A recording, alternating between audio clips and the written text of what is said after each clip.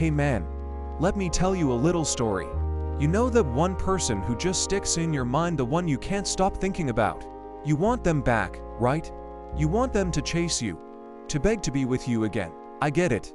It's like they've got a magnet attached to them, and you're the iron, constantly being pulled in. Here's the thing, the magnet works both ways, and it's all about energy. You might not realize it, but how you feel about yourself and them is the secret sauce to making this happen. I'm going to break it down step by step on how to change your energy, shift your mindset, and make yourself so irresistible that they come running back. This isn't just fluff, there's science, psychology, and even a bit of philosophy behind it. Point 1. Understand the energy connection. Alright, let me ask you something. Have you ever noticed how people can sense your mood without you saying a word? Like when you're anxious or stressed, it's almost like you're wearing a neon sign that says, "Stay away." That's energy at play. Here's a real-life example. Have you heard of Jim Carrey's story about manifesting his success before he was famous? He wrote himself a $10 million check for acting services, and kept it in his wallet. He didn't obsess over it, he just believed it would happen. His energy shifted from desperation to confidence, and the opportunities started flooding in. When it comes to relationships, the same rule applies. If your energy screams, "I need you," it pushes people away. But when your energy says, "I'm complete on my own," it draws them in. Think about it like this: you're at the beach trying to hold a beach ball underwater. The harder you push, the more it resists, but the moment you let go, it pops right back up. That's how energy works. Shifting your energy. So, how do you shift your energy? Start by asking yourself, what would my life look like if I already had everything I needed? Imagine that. Feel it. Point to shift your focus to yourself. Now, here's where it gets interesting. Forget about them for a second, seriously. Just for a second.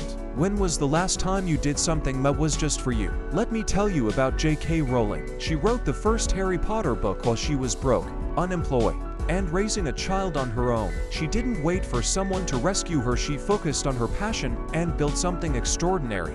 That's what happens when you shift your focus to yourself. Do things that make you feel alive, hit the gym, try a new hobby, reconnect with old friends, anything that gets you out of your head and into your life. You'll start to notice something amazing. When you're genuinely happy and fulfilled, people want to be around you. When you stop focusing on them, you create space for them to start focusing on you. Point 3. The power of letting go. To truly make this happen, there's one thing you've got to master: letting go. Have you ever heard the phrase, "Let go and let God"? It's not just a spiritual mantra, it's a life philosophy. Take Matthew McConaughey, for example. In his book Green Lights, he talks about how he stopped forcing things and started trusting the process. He calls these moments green lights, when life just flows. The same thing happens in relationships. When you're clinging to someone, it's like holding onto a rope that's burning your hands. The tighter you grip, the more it hurts, but when you let go, the pain starts to fade, and you give life a chance to bring something better your way, maybe even the person you're thinking about right now. Practical tip.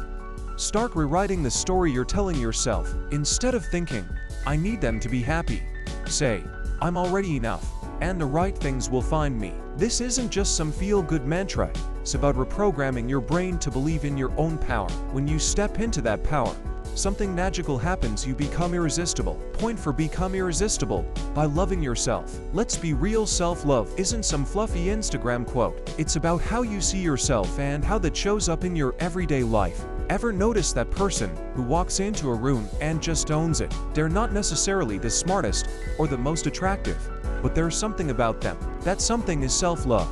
Imagine you're at a coffee shop and see two people. One is sitting confidently, smiling, enjoying their coffee, completely at ease with themselves. The other is fidgeting, looking around nervously, checking their phone every 5 seconds. Who are you naturally drawn to? The confident one, right? That's the power of loving yourself. It shows in how you carry yourself. Oprah said, "You don't become what you want, you become what you believe." If you keep believing you're not good enough, that's what people will see. But when you start believing you're amazing, it changes everything, not just how you see yourself, but how others see you too. Simple way to start. Every day, find one thing about yourself that you like. It could be your sense of humor, your style, or even how you made someone smile today. Celebrate it. Small wins build up over time, like a domino effect. When you're confident and happy with who you are, People can't help but be drawn to that energy. When you don't need others to validate you, they start chasing you. Point 5. The ripple effect of your energy. When you're feeling confident, happy, and genuinely loving your life, it doesn't just stay with you, it spreads. Think about throwing a stone into a still pond. The ripples go out in all directions, affecting everything around them. Your energy works the same way. Take Muhammad Ali, for example. He wasn't just an incredible boxer, he was a walking, talking wave of confidence. When Ali said, "I am the greatest," he believed it so fiercely that others couldn't help but believe it too. That's the kind of energy you want to create, not just for show, but because it's who you are. Here's a real-life example. Say you're at a party. One person is slouched in a corner, scrolling on their phone, and another is laughing, engaging, and genuinely enjoying themselves. Who do people gravitate toward? The one radiating good vibes, right? That's because energy pulls people and it's magnetic. The cool part, when you shift your energy, people don't just notice, they start treating you differently. They see you as someone worth being around, someone they want to chase. The person you're thinking about right now will feel it too. But it's not about doing this just to get them back, it's about becoming someone who doesn't need them back. A question to think about: what kind of energy are you putting out into the world right now? Because that's what's coming back to you. Alright, listen closely. If you want them to come back and beg to be with you, stop making it about them and make it about you. Focus on becoming the kind of person who doesn't just attract people, but commands their respect and admiration. When you stop chasing and start owning your power, they'll feel it, they'll see it, and when that happens, they won't just come back, they'll realize they can't let you go. Now it's your move. Stop waiting, stop wondering, and start building the life that pulls everything you want straight to you. Let's go, the world is waiting for you to rise.